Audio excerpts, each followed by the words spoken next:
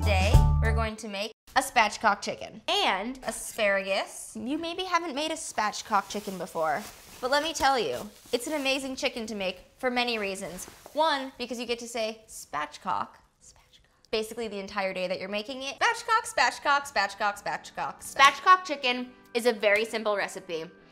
It's going to ensure that you have a really crisp skin on your chicken and that it cooks in half the time. It is a cooking technique that involves thanking your chicken for its presence on this earth and then cutting out its backbone, flipping it over, and then you crack its breastbone so it lies perfectly flat. So the first thing we need to do for our spatchcock chicken is prepare what's gonna go underneath the skin.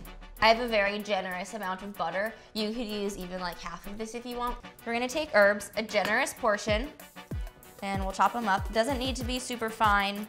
You can use whatever herbs you have at home. Rosemary is like the one that I am always attracted to. So here we have our herbs. I'm gonna stick them in the bowl.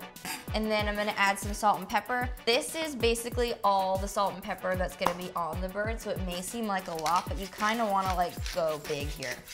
This is your moment in your workout. So here we have all of our herbs. I'm gonna put it to the side, and now we're gonna do that fun part. The first thing that I like to do when I'm gonna spatchcock a chicken is put gloves on because you don't really want all of the chicken underneath my fingernails. It kind of grosses me out. So I'm gonna take the chicken out of its package.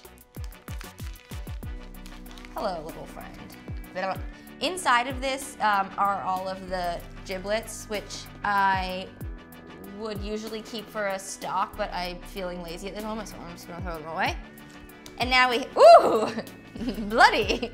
I hope you guys are enjoying this. I feel like a brutal murderer. We are going to remove the backbone of this bird. So I'm cutting on both sides of the bone.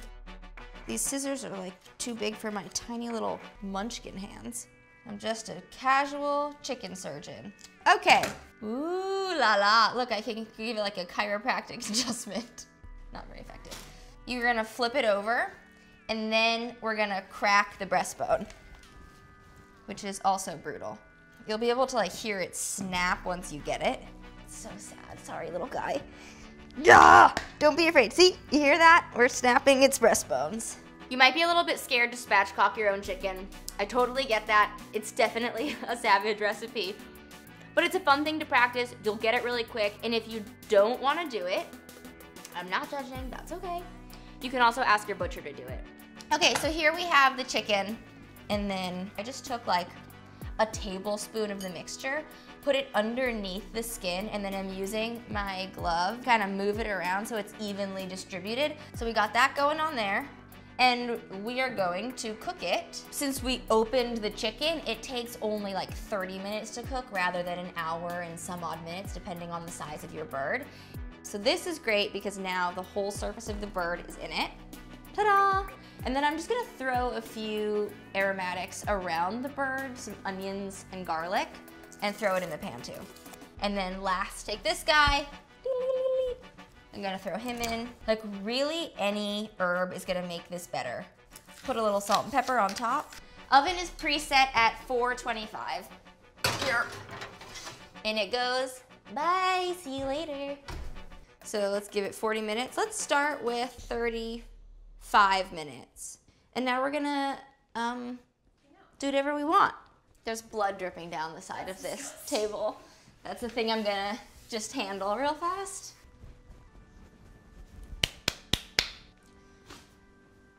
33 minutes remaining.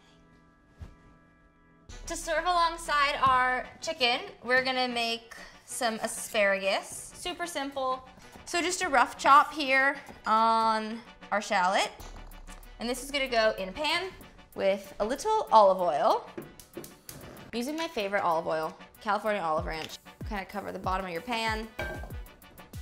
We'll give it a min. While that's doing that, we'll play with our asparagus. We've probably had many asparagus that have ends that are like practically inedible. Great thing about it is it has a natural snapping point. So I hold it at the end, and then you just snap it, and wherever it is hard to eat, it'll snap itself. The snapping of the asparagus is like sometimes a very cathartic thing to do at the end of a day. Our pan is hot, so I'm gonna add the shallot, and I'm gonna add booze. This is actually not a tool I know how to use. Give our thirsty shallots a little bit of wine here.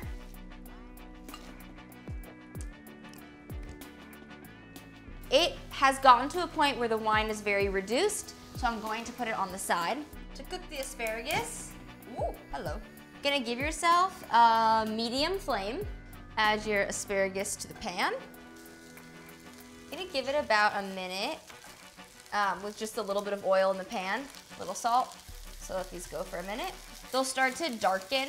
I like them a little bit more on the al dente side, so I'm gonna go ahead and add this now. And then I'll add a little bit of citrus at the end. Here we go. So the asparagus, I take them out when they're still on the al dente side. They'll continue to cook a little bit. These are pretty, so you can toss them on if you want. And then you serve. Take one from the bottom, no, you will notice that I ate it. He's done! He's not done. He needs more time.